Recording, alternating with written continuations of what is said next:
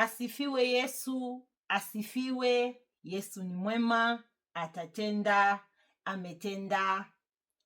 Ametenda kwangu, atatenda kwako. Ni mwaminifu, jina lake ni jina lenye nguvu. Leo ningetaka kuongea kuhusu maana ya kuota uko kwa bank. Unapoota uko kwa bank, huwa kuna mambo mawili. Kuna mazuri na mabaya. Sasa inategemea ni ndoto gani umeiota. Sasa unapoota mazuri, amka umshukuru Mungu.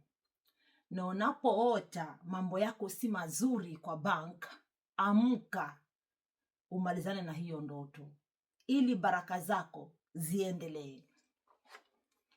Sasa basi, tuongee kuhusu ni nini ambacho unaweza ukakiota kwa bank na ukajua kabisa hiki si cha Mungu na hiki ni cha Mungu, au ukajua hii ndoto inanijulisha ya kwamba nimefunguliwa.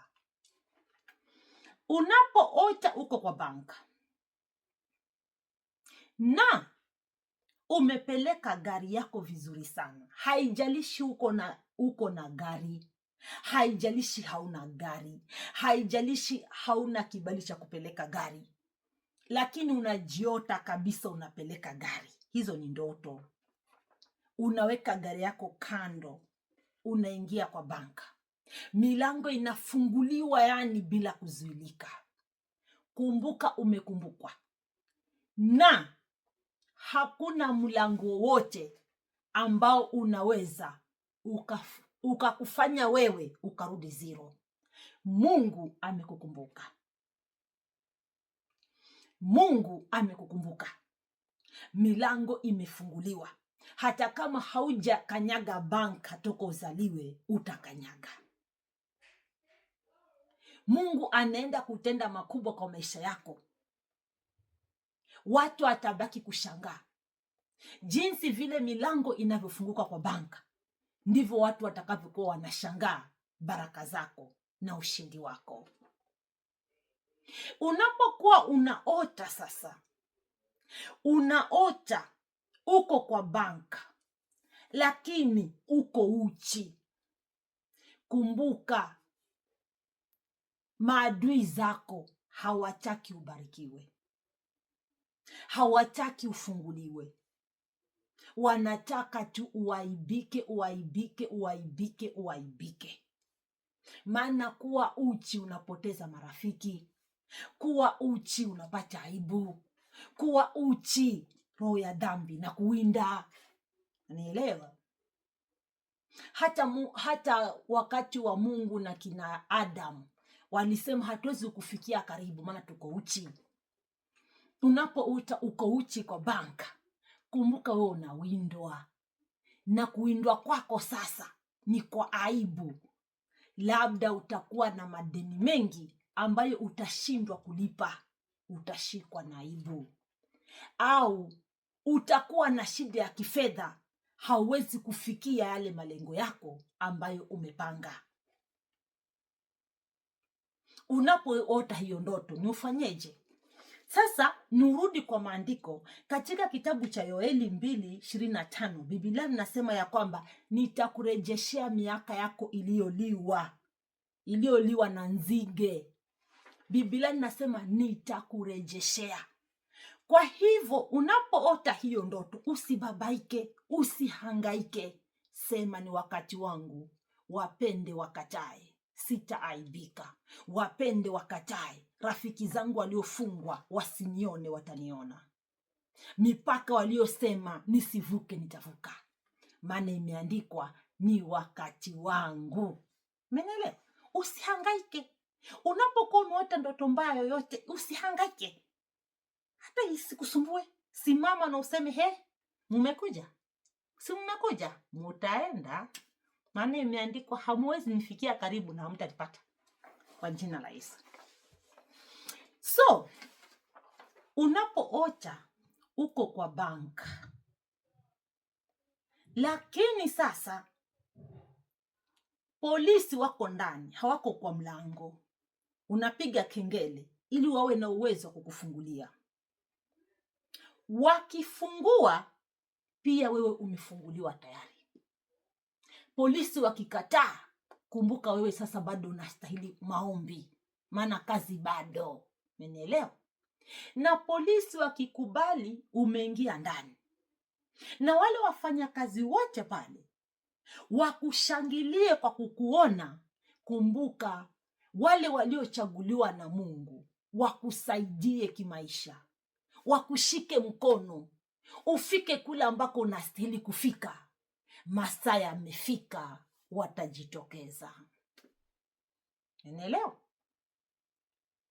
Unanipata? Unapoota uko hapo kwa banka, nguo zako chafu, unaambiwa vua tukupatie nguo mpya. Kumbuka ni wakati wako wa kuinuliwa. Zile aibu Mungu anaziondoa. Biblia linasemaje? Biblia linasemaje katika kitabu cha Isaya 61:7? Biblia linasema ya kwamba nitakurudishia heshima yako badala ya aibu.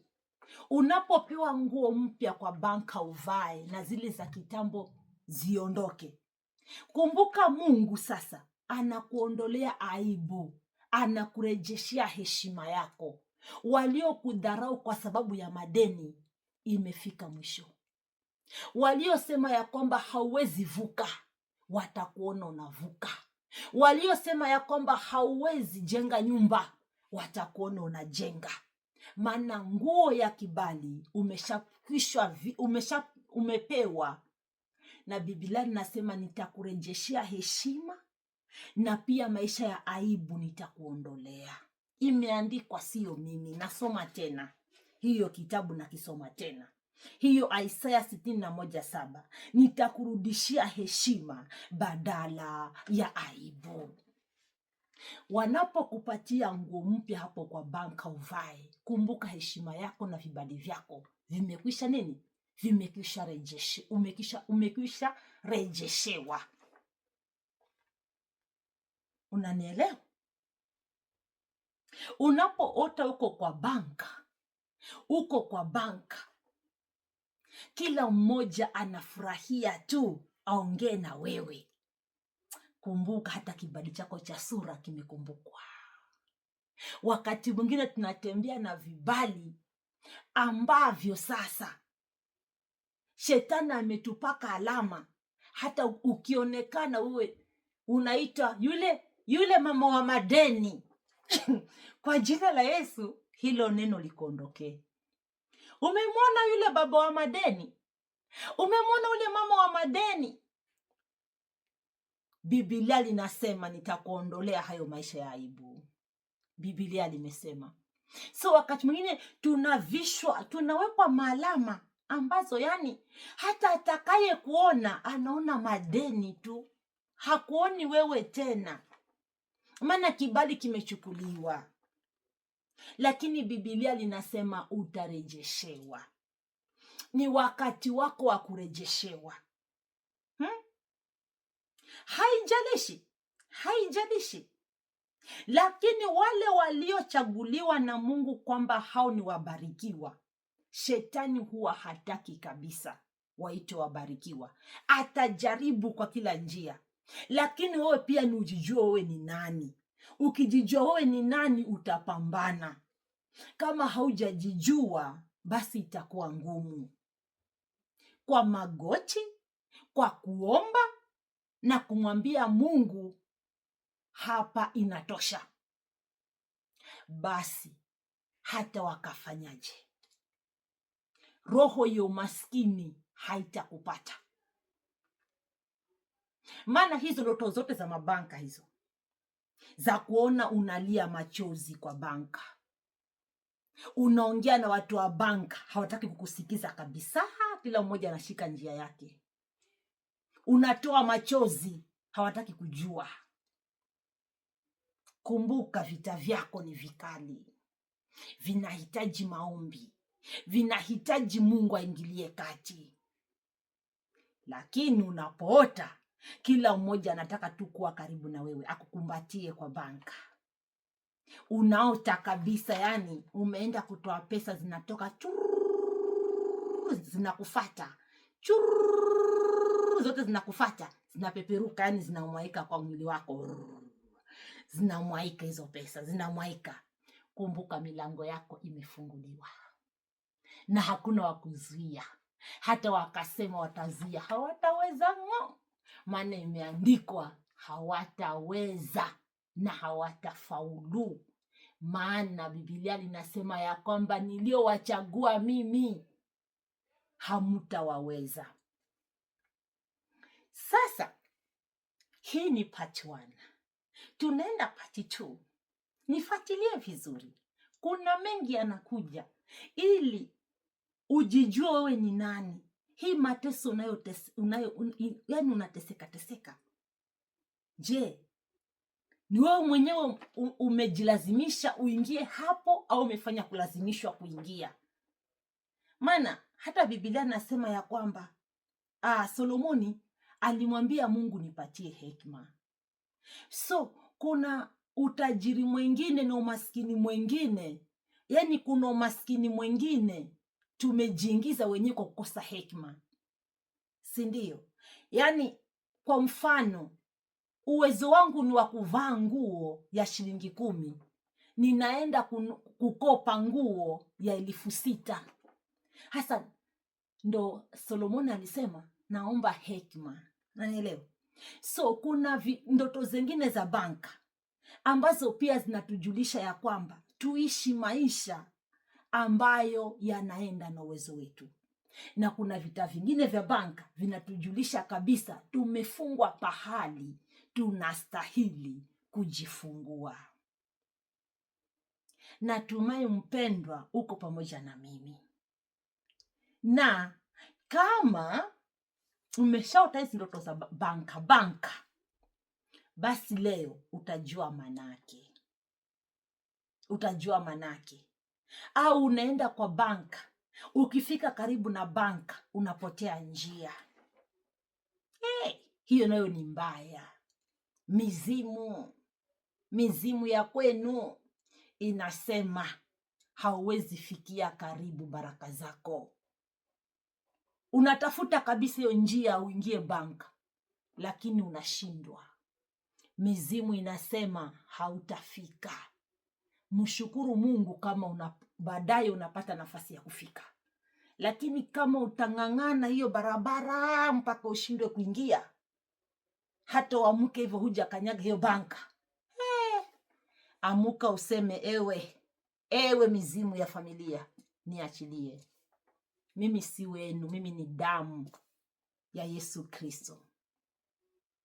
Mimi si damu ya huko sio wangu. Nimeukataa kwa jina la Yesu. Nimeukataa. Twende pamoja pati ya 2. Mungu atusaidie.